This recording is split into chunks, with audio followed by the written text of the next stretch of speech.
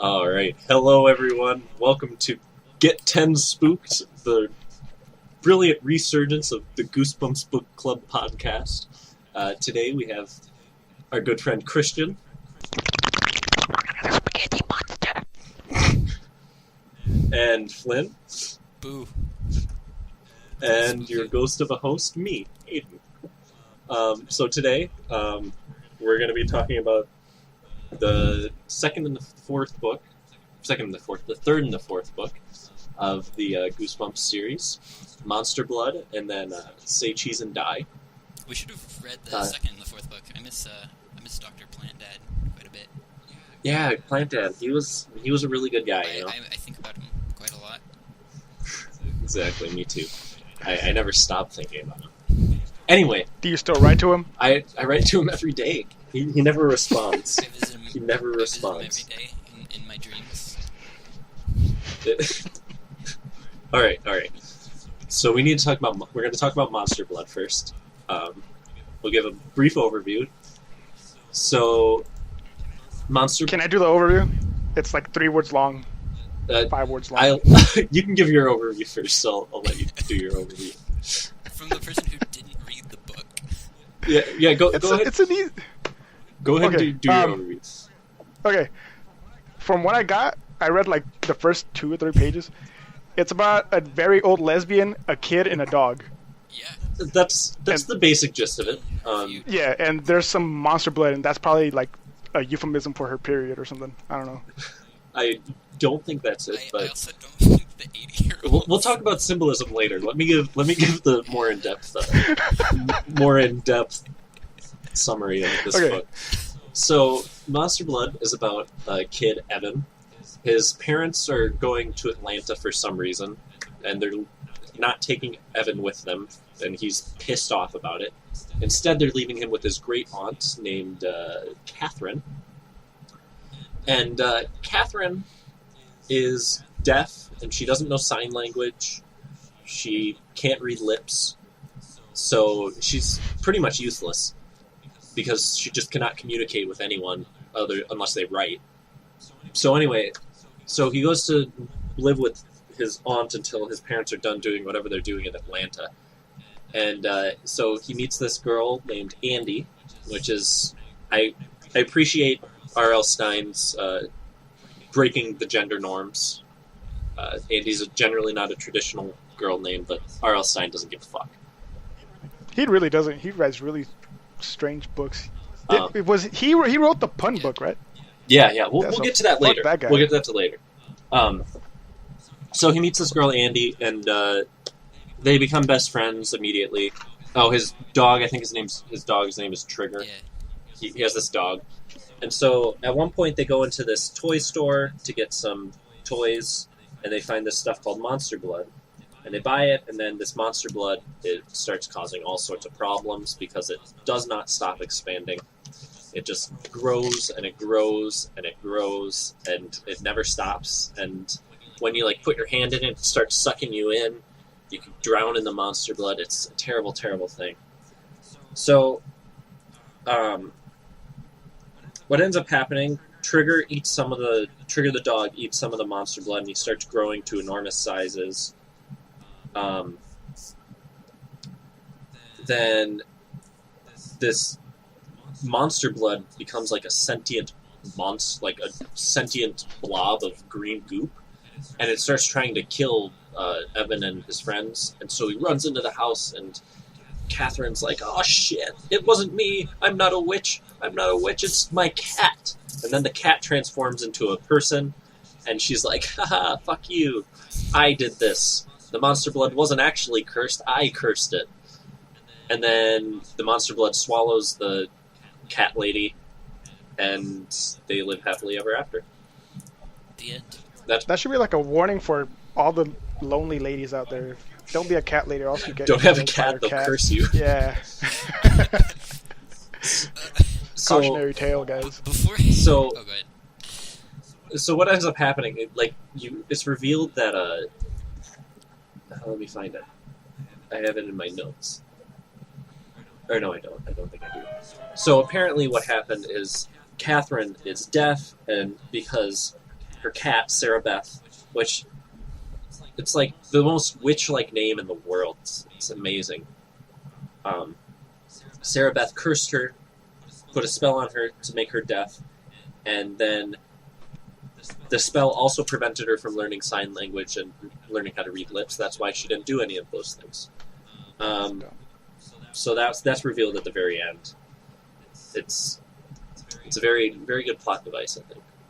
Now I know where M. Night Shyamalan got his shitty twist from. I don't know what you're talking about. That was a really shitty twist. Oh, conveniently she can't learn it. Ooh, all right. Spooky. What were you going to say? Oh, yeah, sorry. I was just going to say, before we get into the grit of the plot, I just want to point out that Catherine is not explicitly not his grandmother. She's his aunt. And yeah, his great aunt, I believe. Okay, that's what I was going to say, because I didn't remember if it was explicit, they mentioned that she was his great aunt, because... Yeah, I think it's his great aunt, because I think his dad stayed with her a lot of his childhood or something. That's right. Yeah. Okay, so I took notes while reading with some of my favorite parts. So this is right at the beginning. It's a conversation between Evan's mom and Evan's mom, Evan's dad, and Evan. She took good care of you when you were a boy, Miss Ross had argued. That was 30 years ago, Mr. Ross protested. Well, we have no choice, Evan heard his mother say. There was no one else to leave him with. Everyone else is away on vacation. You know, August is just the worst month for you to be transferred to Atlanta. I think this is why I wrote it down. The next line is literally just, well, excuse me, Mr. Ross said sarcastically. Oh my God. I was reading that during my lunch, and I guffawed. It was, oh my God, I laughed. It was so good. Then after this point... Oh, I have one more line before I turn into just quoting everything that Catherine says. So the next thing I wrote down is Evan's just so upset that his parents are not taking him with to Atlanta. So he says, maybe they'll change their minds and take me to Atlanta with them, Evan thought. Maybe they'll realize they can't do this to me. It's like, how dare they? It's just so... It's a hard-hitting internal monologue. Yeah, trademark of R.L. Stein. I can just feel the raw emotion coming from Evan from that sentence right there. So after this point in all my notes, it's essentially I wrote down everything that Catherine said, because the first time it describes Catherine, it says, I was slicing beef, she said in a surprisingly deep voice, waving the blood-stained kitchen knife. She stared at Evan. You like beef? So I just imagined her, when it says in a surprisingly deep voice, I imagined literally everything she said as like a James Earl Jones deep voice. So it's like, I was slicing beef. Yeah, like the Exorcist. You like beef? Exorcist, like, possessed demon voice. Her lines are just so bizarre. It's the next one of them I have written down. He's big, Catherine said to Miss Ross. A big boy, not like his father. I used to call his father Chicken because he was no bigger than a chicken. That's all it is. Yeah. Like these lines are pretty great. I don't know. I don't think he has reached this pinnacle of dialogue in any other. No, not he's still learning. He's still learning. Yeah. Also, the cat's name I just should mention it's Sarah Beth. When I first read it, I read it in my head due to the dyslexia as Sabarith. I was like, oh nope. That's a Satan name. Get out now. That's a very demon-like name. Stupid cats. I hate them. I think my favorite thing about Catherine is that she just she mentions beef a lot. I have another line. Catherine returned a few seconds later, her blue eyes locked on Evan, her lips pursed as if she were studying him. So, you like beef? She That's the only line. she's quite a fan of beef. Which kind of shoots down my theory about her being a lesbian. Yeah, well, you never know. Another line. Good, she said, her expression still serious. I always fixed beef for your father, but he only wanted pie. So that gives us a little insight onto the character of Evan's father. Yeah. Not a fan of beef. No, more of a dessert man. Yeah, but has a big sweet tooth, really. Yeah. Who doesn't love pie? I mean, I love pie too, but I can love good serving of beef every once in a while, you know? I'm sure you can. Anyways, he does a continue. really good job of fleshing out his characters. Like, beforehand, I envision his dad as, like, generic dad man. But after this line... After this line, he becomes, like, slightly rotund generic dad man. The next part, she says she's going to make Evan a pie. And then she winked at him, at Mrs. Ross. Does she ever follow through with the promise of that pie? I think so. I think she makes it. I don't know if they ever eat it. I know she makes it. I know for sure she makes it. And I don't think it's like a regular old pie. I'm pretty sure it's like a shepherd's pie, so it has beef. It's a beef pie. Yeah. It's a beef pie. But so she winked at Mrs. Ross. Did he tell you I was a scary old witch? No, Evan protested, looking at his mother. Well, I am, Catherine declared, and once again burst into her deep-throated laugh.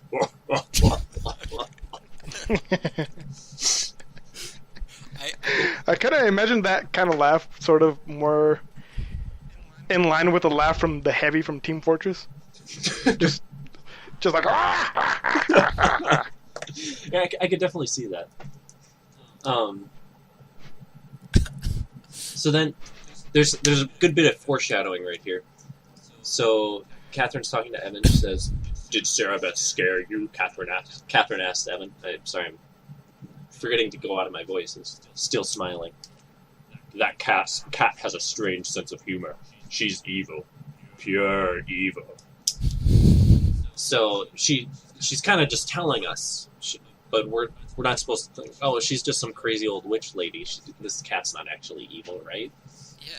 And then she later on picks up the cat by the scruff of her neck and says, "Evil, evil, evil." So if you didn't pick up that Sarah Beth is evil, you're pretty stupid, because it was spelled out for you right there. Yeah, he certainly, R.L. Stein certainly made me have to be the fool. R.L. Stein is pretty excellent at that foreshadowing. Remember, he did it in Stay Out of the Basement too, didn't he? Yeah, he did. He had some stellar foreshadowing. If he's good at one thing, it's foreshadowing. Yeah. And that's about it. Well, I definitely think that's a... No, I like his books. We should do... Sorry, Flynn. We should do Choose Your Own Adventure one time.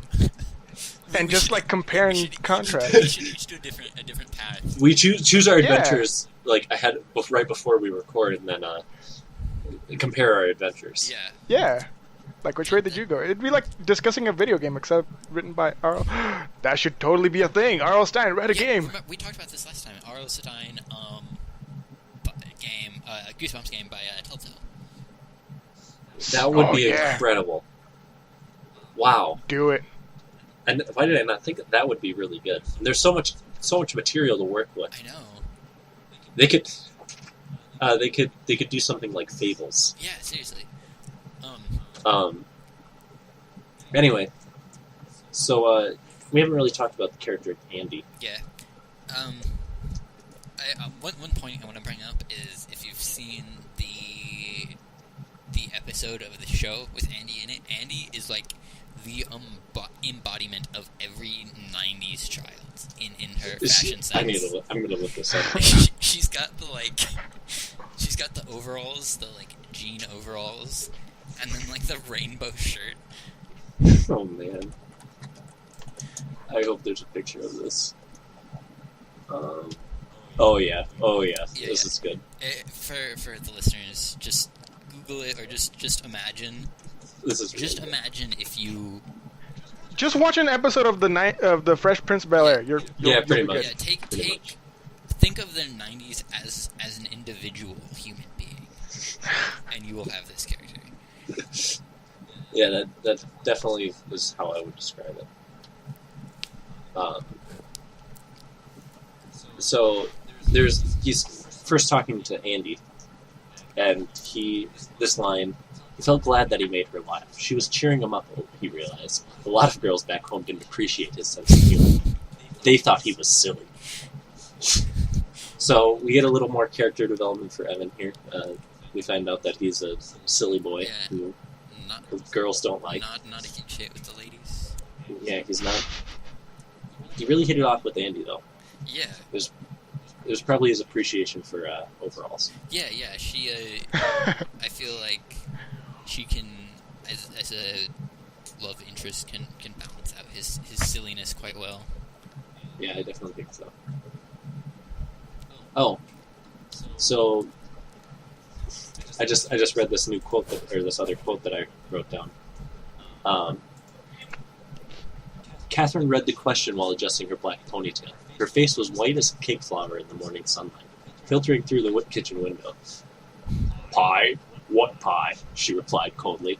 Evan's mouth dropped open. He decided not to remind her. So, to answer your question, Christian, apparently she never did make that pie. I guess I lied. Yeah, see? And she's a liar. She's a liar. She's a witch. You know, I didn't read her dialogue when I was reading it in that voice, but I really wish I had now.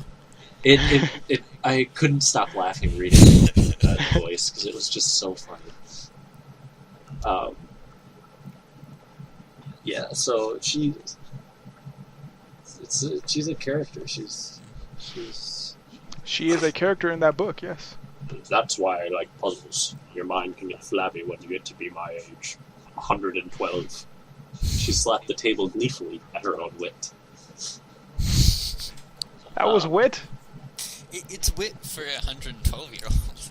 I guess, yeah, you're right. Yeah, 112-year-olds aren't always the funniest people. Yeah, just be thankful she didn't start telling the racist jokes. Yeah.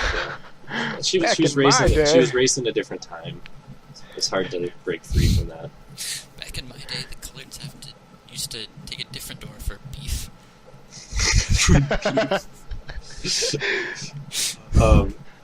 I thought one point was interesting when when they went to go buy the Monster Blood in this toy store, the shop owner tells them like, don't try to come bring this back if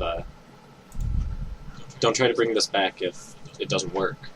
There's no returns. And they're like, okay, whatever, we don't care. We're not going to bring it back.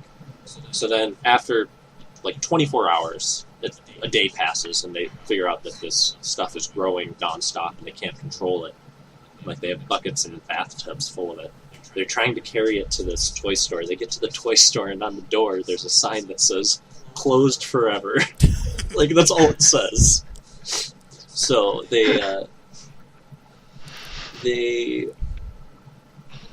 just so fun. Like, this store just knows, like, oh no, they're going to try to return this. We have to close. We have to get out of town as soon as possible. Alright guys, we sold the only case of Monster Blood we have. We literally cannot afford another return.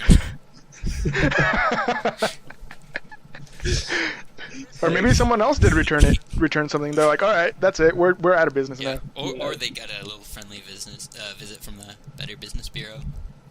Yeah. I can't believe... Well, the thing is, like, what baffles me is that it's revealed that the cat is the one who put the curse on the Monster Blood to make it grow or whatever. Yeah. That makes it consume people. So it doesn't make sense that there's sequels to this book. Because as soon as the cat dies, the Monster Blood is gone. Like, it just disappears, and the curse is gone. And then why didn't the guy want them to return it? Like, what was wrong with it at first? It was a shitty product. He just wanted really to scam these kids out of their money. He was a terrible, terrible person. Sir, it's come to our attention that you are packaging and selling industrial waste in your establishment. No returns. This is nuclear waste. We have cancer now. Sorry, no returns. I don't know. I don't know if there's really much more to say about Monster Blood. One last point. The part where Trigger starts growing after eating the monster blood. Oh yeah. It mentions that he reaches the size of a pony, and they take him to the vet, and the vet's like, "Oh yeah, he hit a growth spurt." He's like, yeah. What the hell are you What? talking about? Where did you get your vet degree that you don't understand that this is not? Do they normal? really say that? Yes. Yeah. And I'm pretty sure this is like a terrier dog. At least that's how I imagined it in my head. He went through one of those like week-long online veterinary academies. Got his printable diploma. This trick helped me grow twice my size in just 1 week. Fitness Oh, trainers man. hate them. Find out how. It just This one simple trick. I don't like. Yeah, the dog, and I think he had so. Evan has a dream that Trigger gets so big that he's like just chasing the bullies that beat the shit out of him a couple times, and then he like just continues growing as he chases them, then literally eats them whole. Like Jesus. it's just very dark. I The dog eats them, kills them, I would have. and then This kid needs to go to therapy or something. then this dream like starts coming true, and he's like, "Oh God, what's gonna happen?" Then the dog doesn't end up eating him, so it's okay. But I just don't understand why this. I don't understand this world that they're living in. I guess Arlstein mystical an opportunity to include a great moral quandary at the end, where Trigger starts going after and murdering the bullies. And he has to decide if he wants to take revenge on his tormentors or put his dog down. exactly. That would be a great choose your own adventure part right there. Turn to page 35 to kill Trigger.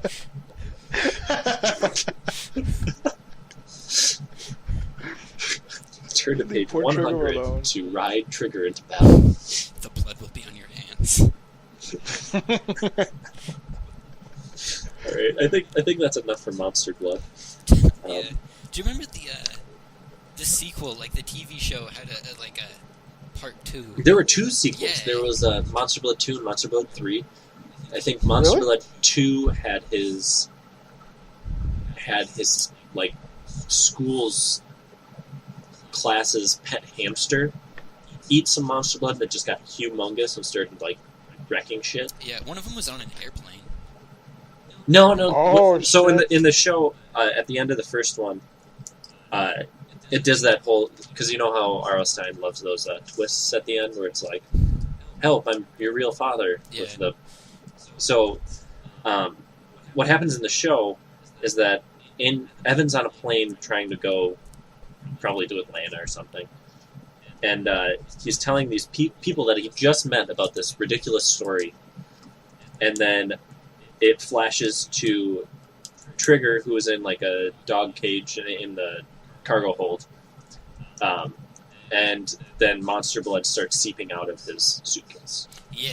Oh, Jesus. So in the books, the second one is the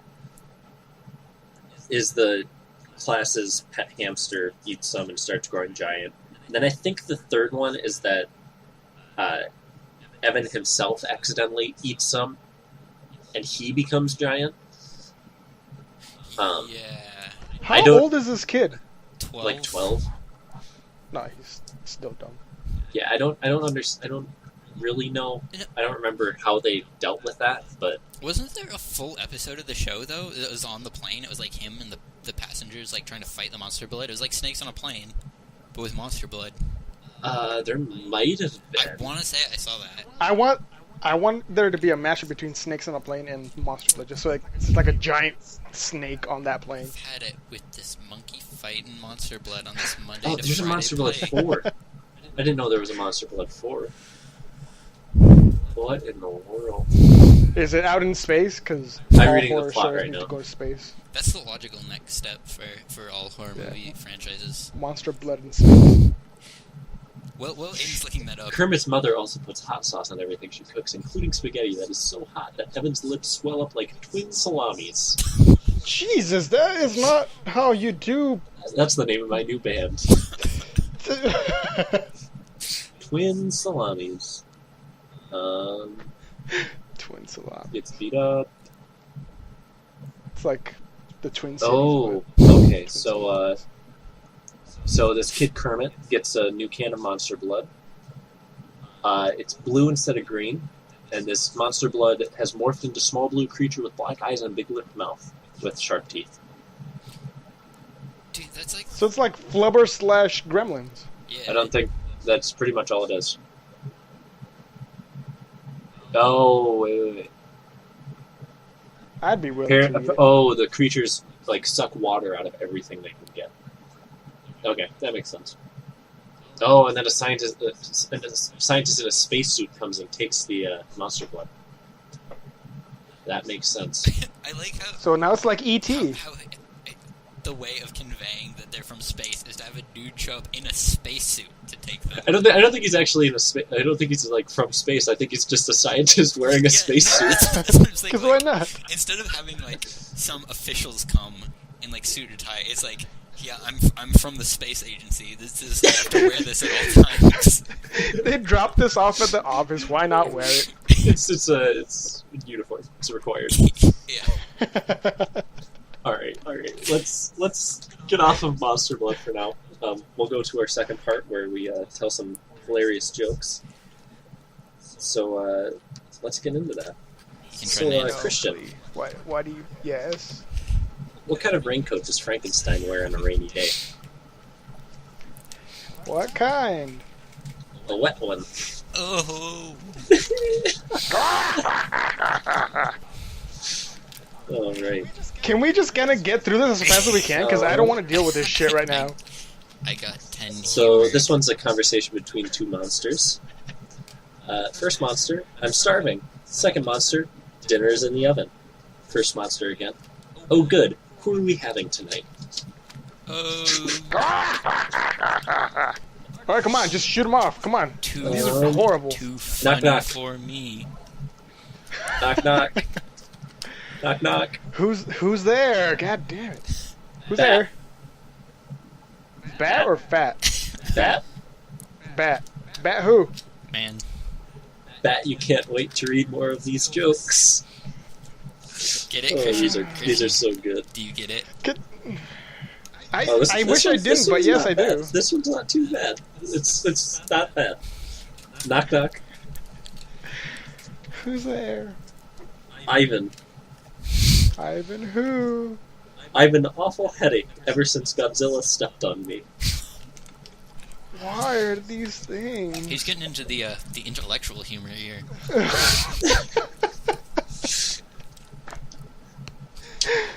Alright, I really hope Erlstein goes to hell for this. This will be our last one. Okay. Is 40 feet tall, weighs 2 tons, steps on entire cities, and prevents forest fires. Who? Smokey the Monster.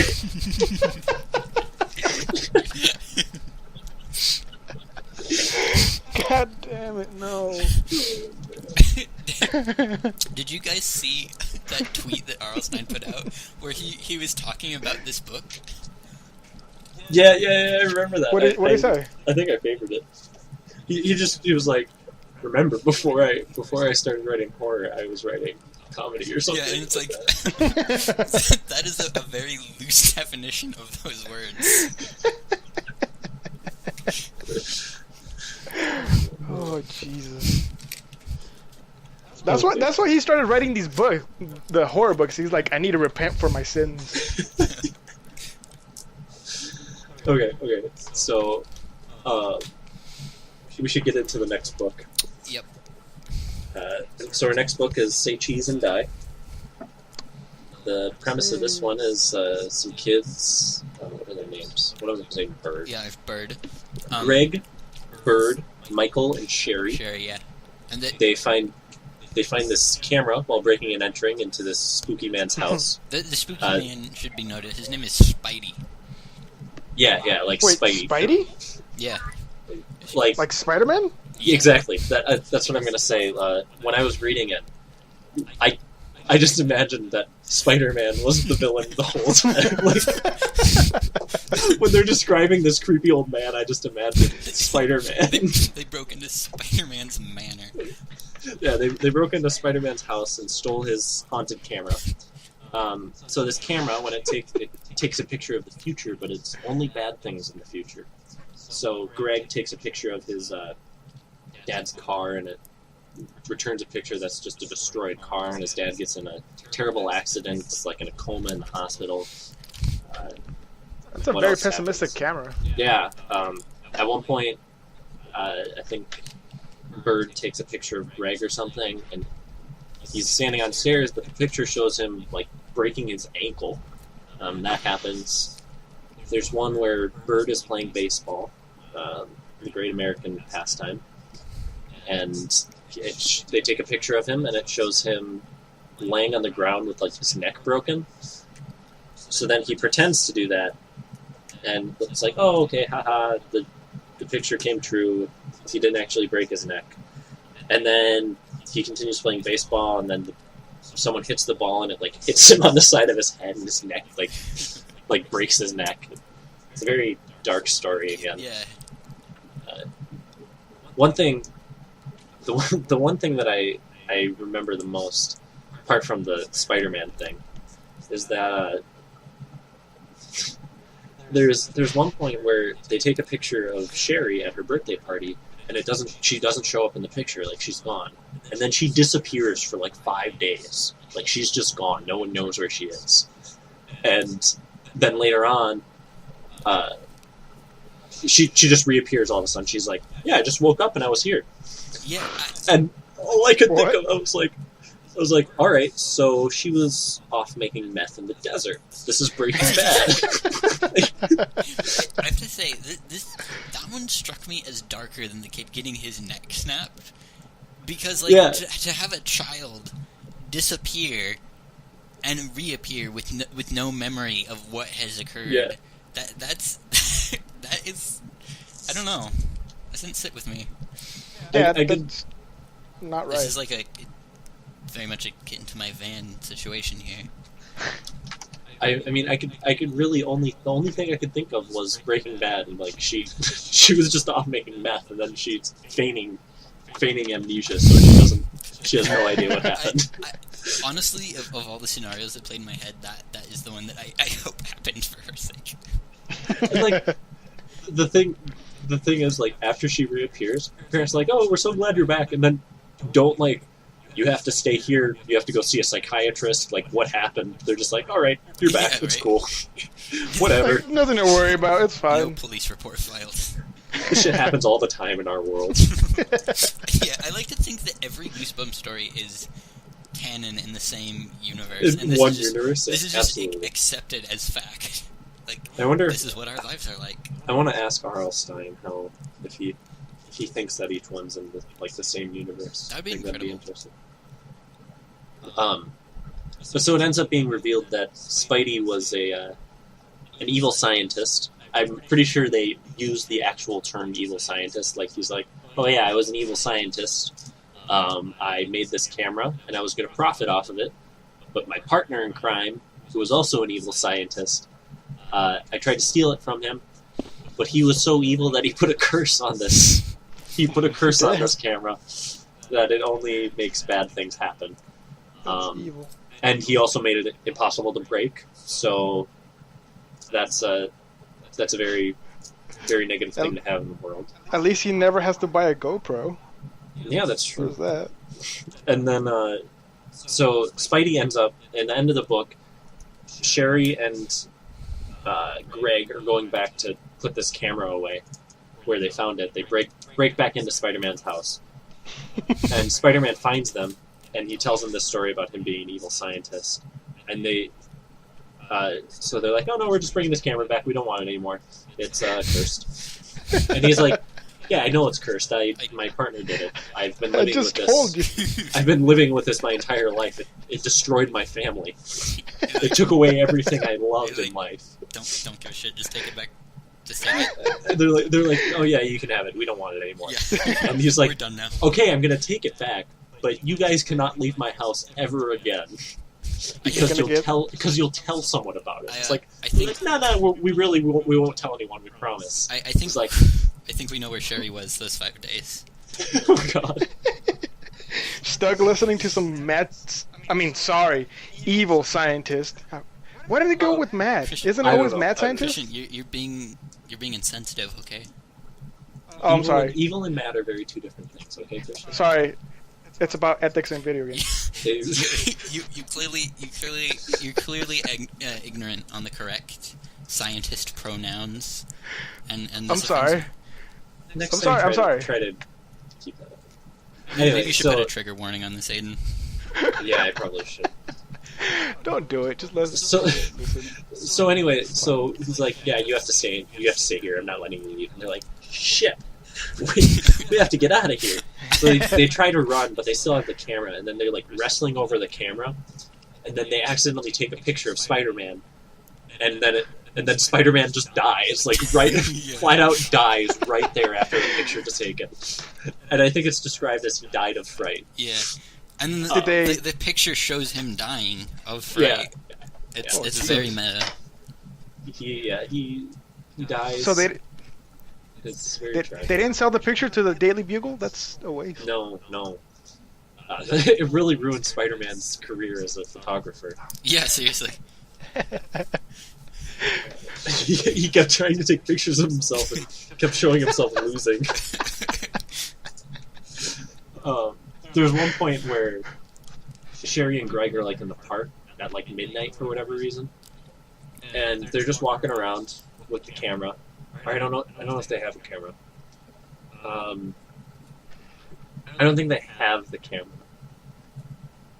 They're just walking around, but Spider-Man knows that they took the camera. So they're walking through the park and they find Spider-Man, and so Spider-Man's like, "Listen, kids, you need to give me that camera, or else I'll kill you or something." These evil scientists. So he's chasing them through the park. Like, there's just chases them for a while. Yeah, can you see And then in the background? the only reason he stops is because a neighbor comes out and is like, "Hey, stop! I'm gonna call the police if you don't." It's like, all right. So this guy, who very well could be a pedophile, this girl that he's chasing just disappeared for like 5 days with no trace, and now you're chasing her for absolutely no reason. Kind of creepy looking, wearing a mask, has a spider on his chest for some reason, and he's just like, "If you don't stop, I'm gonna call the police." Instead of just flat out calling the police, like, "Hey, this guy has been chasing children. I'm kind of concerned." He's like the old man who's lived in the town forever, and everyone kind of like, he's just like the jolly. Everyone old knows man. he's like, there's something wrong with him, Yeah, but no one will say anything. He's like part of the town. They have pride for him, but like he pushes the envelope. They're like, okay, you're a member of the community. Please start acting like one. Yeah. This is a little unacceptable. You're on the neighborhood committee. I understand that, but come on, man. You're part of the neighborhood watch. Yeah, which is really poor choice. If Yeah, you think about it. He's the main threat in town, and that's genius. I think he'll never get caught. I think Spider-Man being an old man in this story, and him being an evil scientist and all that, I think it really poses the question: is Say Cheese and Die? Does it take place in like a post-apocalyptic New York? I would say absolutely. Where Spider-Man quit his job as Spider-Man, became a mad scientist because he was so fraught. Maybe Aunt May died or something, and he just turned to a life of crime. You know, with great power comes great responsibility, and he lost that responsibility. Well, he actually kept that responsibility, trying to keep that camera away. Yeah, he was just old. So he kind of, you see the descent of Spider-Man, and then again there's a term for it where I can't think of it, where he comes back. He has a bit of a what's it called? A relapse. No, it's like a... I don't know. I can't think of it. But he becomes a hero again for a while, and then he becomes a pedophile, and Yeah. terrible, awful things happen. Yeah, I'd say this definitely takes place between, like, Ultimate Spider-Man and 2099, I'd say. Probably. I don't... And then the end of the book has the bullies who, because I think every Goosebumps book has a set of bullies. Yeah. The bullies are following Greg and Sherry, probably to beat the shit out of them for no reason. And they see them put this camera away, and they're like, well, why would they break into a house to put the camera away? So they take the camera, and then it ends with them taking a picture of themselves. But we don't get to know what's on the picture. Bum, bum, bum. One thing that I have a question about is, does this camera just have endless film? Like, it's a Polaroid thing. And it must just generate this new matter somehow, because they're taking picture after picture, unless it takes like special regular old film, but I don't think they had to put any new film in or anything like that. Yeah, well, Spidey just converted his web shooters into yeah, that guy's a genius. He probably figured something out. It's a good point. Yeah. Spider-Man, Peter Parker is a great smart guy. Yeah, exactly. Friendly neighborhood pedophile. Yeah. At least he's friendly about it. So there's a second Say Cheese and Die, cleverly called Say Cheese and Die Again. So what happens in this book is Greg writes an essay about this camera, fully intending people to believe it. And his teacher's like, this is bullshit, dude. Like, don't make shit up. You get an F. And then, so this teacher challenges Greg, like, fine, you want to prove it to me? Prove it to me. Then Greg goes to Spidey's house and steals the camera, but he finds that it's gone, I think. Maybe, I don't know if it is. It should be gone. I have not read the sequel. Oh, yeah, it's gone, it's gone. It's gone, because a new owner has purchased the house and has cleared it out. I also love how they try to make out the adults to be like the bad guys for never believing them. Yeah. Okay, so here it is. I'm reading the plot summary on Goosebumps Wikia. That's the best Wikia. I'm actually on it right now myself. Greg finally finds... he soon realizes that this is not the case. Greg learns that John is the son of the new owner of the Kaufman house. Apparently, Spider-Man's name was Kaufman. Greg finally finds the camera under a raccoon's dead body. What? That's all it says. So, Greg Rocket takes a Raccoon picture... took a selfie. Greg takes a picture of John. And it shows a long nail through John's foot. He steps on a carpenter nail, goes through his foot, blah, blah, blah. So what happens, Greg takes a picture of himself, and I think Sherry takes a picture of herself at one point. And in Sherry's picture, it shows her like just as thin as a piece of paper, and then it shows Greg like massively obese, like as obese as a person can get. And so like, oh shit, I'm gonna get super, super fat, blah, blah, blah. So Sherry gets super skinny, like, she eats and eats, and then she just cannot gain weight. She's losing all this weight. She becomes super thin, so thin, I think it describes at one point that a light breeze could blow her away. And Greg is so fat that none of his clothes fit. I think at one point it mentions that he has to wear an old pair of jeans because he used to be fat. So now he's getting fat again, and now luckily he has this old pair of jeans from when he was fat. Before he got that deal with Subway. Just kept it as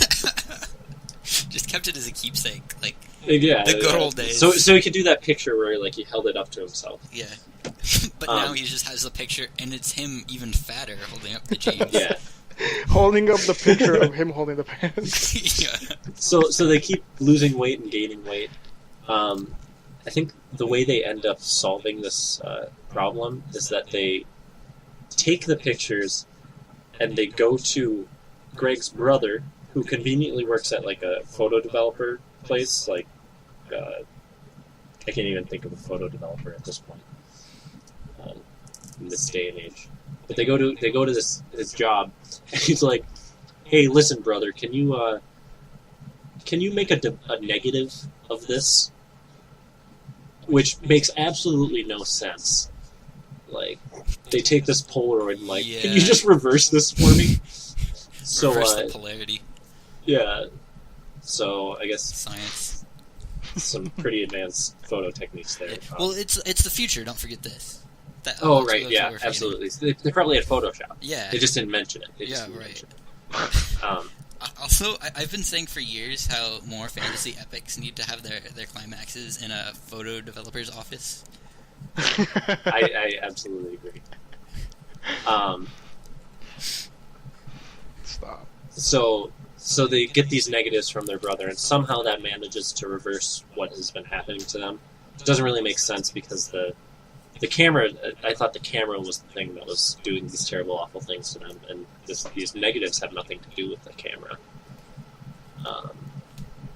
So it really doesn't make sense. But it works. Greg offers his brother Terry all of his allowance to do this negative picture, which, okay, whatever. Just learn some Photoshop, Greg. So then Greg brings the camera to school to get a better grade on his essay that he bullshitted, even though he knows what this camera can do. And then he takes a picture of his entire class, and they probably all die. That's great. And that's the end of the book. Yeah. That's the end of the second Say Cheese and Die. I should have. Job. We kid. probably shouldn't have gone over that much of Say Cheese and Die again. Now we're not gonna be able to mention it when we get to the 44th book in the Goosebumps series. How many books has he written? Hundreds, literally hundreds. Yeah, it's Really? And there's like different series too. Yeah, like there's like Goosebumps 2000, Yeah.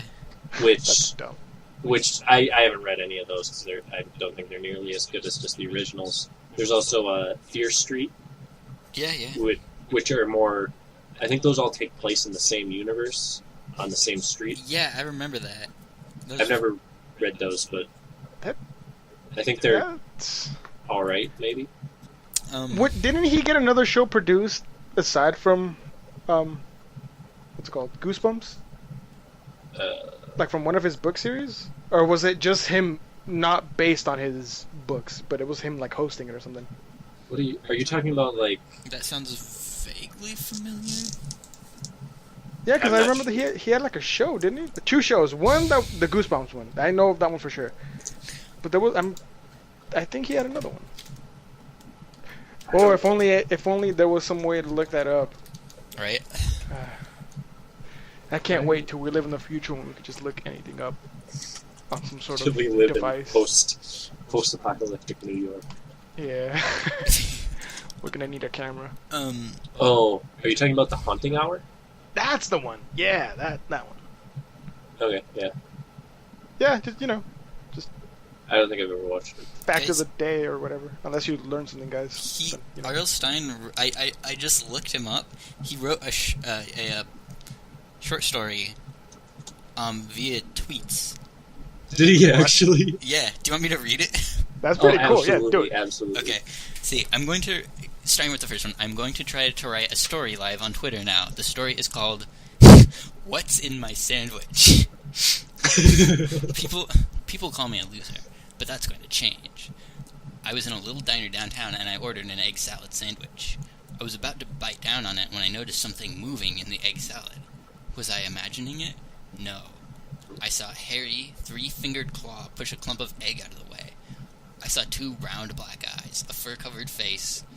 The creature poked out of the sandwich, sending egg salad tumbling onto the plate. It was the size of a fat beetle. No. But it wasn't an insect. It had a furry head and eyes that peered into mine. Before I could react, a second creature poked out, and then a third. My sandwich was infested. My stomach lurched. Is everything okay? The waitress asked. Yes, fine, I said. Could you wrap this sandwich to go? Finding hairy things in your sandwich is gross, but I knew the sandwich would make me a winner. The sandwich would turn my life around. Discovering a new life form had to make me rich. I carried the sandwich home carefully and set it on a table. I didn't hear my son Willie come home. When I finally saw him, he had egg salad on his face. Yes, he ate the sandwich. If only I could have stopped him. Now the creatures are biting holes in his stomach. They're biting holes in Willie from the inside, poking their furry head out of his stomach, chewing his flesh. Okay, a minor setback. Oh, but I'm God. not giving up. Willie is screaming in agony. The poor guy is terrified. I'm so excited. Where's my camera? Willie is going to make me rich. Jesus! I don't like that. That's no. I like how when the waitress asks, "Is everything all right?" He's like, "Yeah, Yeah. it's Yep. cool. Everything's all right." Yeah. We were talking about find your own or choose your own adventure books. Did you guys know that there are choose your own adventure Goosebumps books? Yeah. I read didn't- a couple. Yeah. I didn't know that. You didn't know that? No, I thought we were just talking we should do regular old choose your own Yeah. adventure No, I books. had the old Choose Your Own Adventure books. Admittedly, I really didn't read many of the Goosebumps ones. You just went and found the endings. Yeah, I knew they existed. I actually had a couple of them. I had one called Weekend at Poison Swamp or Poison Lake, I believe. About a poison lake. Yeah, Poison Lake. Yeah, that's one of them. There's one about it was Beware the Purple Peanut Butter, I think. I think I did read that one. Yeah, that was very much Monster Blood reminiscent. It was about this kid, and he finds this jar of purple peanut butter, and depending Monster Blood is mentioned a few times. I'm reading the Wikipedia. It says Monster Blood is literally mentioned a few times. Yeah. It's like you eat it, and then depending, you either get really small or really big, or something, or superpowers. So it's basically shrooms. Yeah, and then one I rented from the library or something. It was took place in a haunted house. This kid meets these new friends or something, and they're like, "Hey, go into the haunted house." So he goes in, and then it turns out they're monsters. And And I then hate when that happens. yeah, he's like, "Oh no." That's all I remember. That was his reaction, just, oh no, again. God Yeah. damn it. I think we should definitely read some of these. I think what we should do a choose your own adventure special where we read some of these and then read some just regular old choose your own adventure books. Yeah, And absolutely. you have a list of them right there? Of all the Choose Your Own Adventure? I have a list of the Goosebumps ones. I can get a Yeah. list of the choose your own adventure ones. Yeah, just... Because I remember there was one about a bat or something like that, where a kid goes into a basement. I don't know if... Trapped in Batwing Hall. Yeah, that one. That's the... See, something about a basement. I don't know if it's a basement. Dude, Whatever. I think that's the one I read, the Batwing Hall with the Yeah? kids and their monsters. Yeah. Yeah. The reader then has to decide on going on a scavenger hunt around the house or searching for the scariest items he or she Yeah. can find. Yeah. I have a story about that. So, Flynn, I also rented that book from the library, Yeah. and I was supposed to do a book report on it. I was like, all right, cool, this is neat. So, I started reading it, This was and then... was like junior year. Sophomore, yeah, asshole. No, and it was a public library. It wasn't a school one. So I rented the book, and I guess we went on vacation or something, or I didn't go to school or something. Anyway, I never returned the book. I think it's somewhere in one of my boxes. I think I owe $500 to the library. Nice. Sorry, Buena Park Public Library. I'll return it someday. I think they closed down that library. Sorry, guys. I probably made you go out of business. I'm so sorry. Closed forever. But yeah, Closed forever. He and goes to the that's how library I and got like- arrested by the FBI.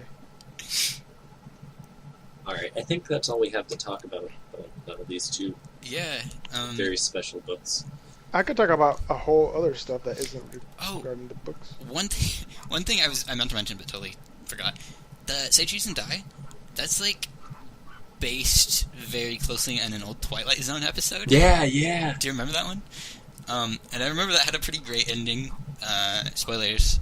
In that episode, Twilight Zone, the camera wasn't inherently bad. It just like showed the future. So like these group of 4 people, they like use it to like cheat and gambling, and they made a bunch of money. And then they're like standing around in this high rise, and they get into an argument, and someone like takes a picture of the street below, and it shows some bodies. And then they get into a fight, and like they end up all pushing each other out, except one guy, and he's like, haha, I have all the money for myself now. And he's looking at the picture, and he's like, haha, and he's leaning up against the windowsill, and he's like, wait, there are 4 bodies here, and then he just spazzes out, he goes, and then just falls out the window. And then the end. Just has a seizure all of a sudden. Yeah. I'm on the Wikipedia page for that episode now. I don't remember what it's called. It's Most Unusual Camera. Yeah. Did you guys watch that like cheap knockoff of the Twilight Zone? The Outer Limits? The Outer Limits? No. I watched a bit of it. There was some... I was actually about to say there were some good episodes, but I don't remember any. I don't know. No, it was on that like late night on UPN. You guys remember UPN? No. I know of it, but I don't remember.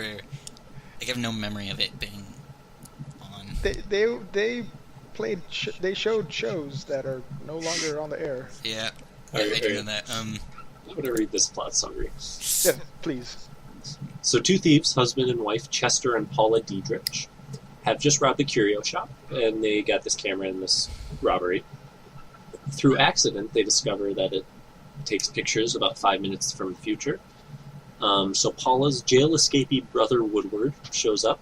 Chester decides to take pictures of the blank winner's board for the races at the racetrack.